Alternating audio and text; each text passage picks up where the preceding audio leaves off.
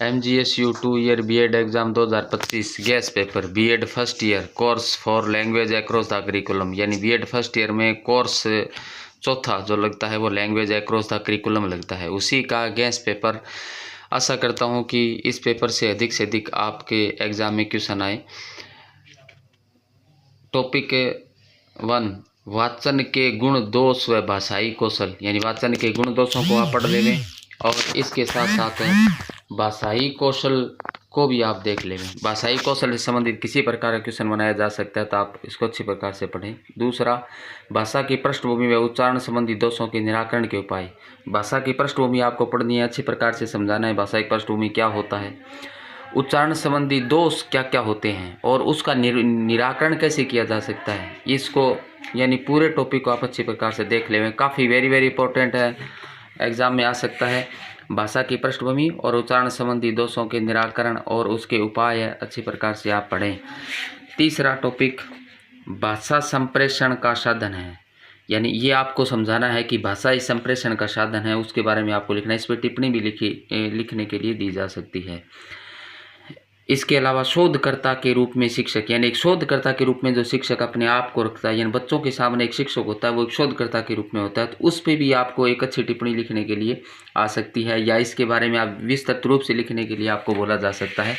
तो ये दोनों टॉपिक आप देख लें, काफ़ी महत्वपूर्ण है।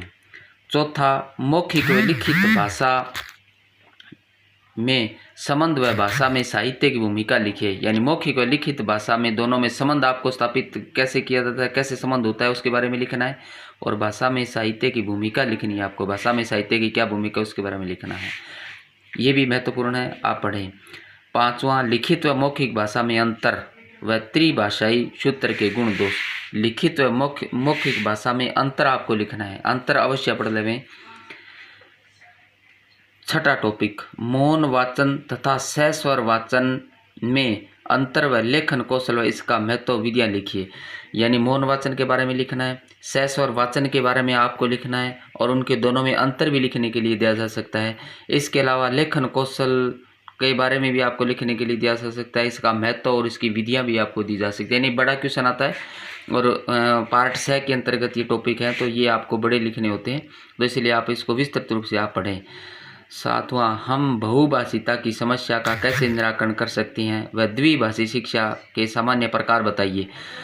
हम बहुभाषिता की समस्या के बारे में आपको लिखना है और इसके साथ उसका निराकरण किस प्रकार किया जा सकता है। एक अध्यापक होने के नाते आप किस तरह पे आप इसका निराकरण कर सकते हैं, अच्छी प्रकार से आप इसको पढ़ें। द्विभाषी शिक्षा की सामान्य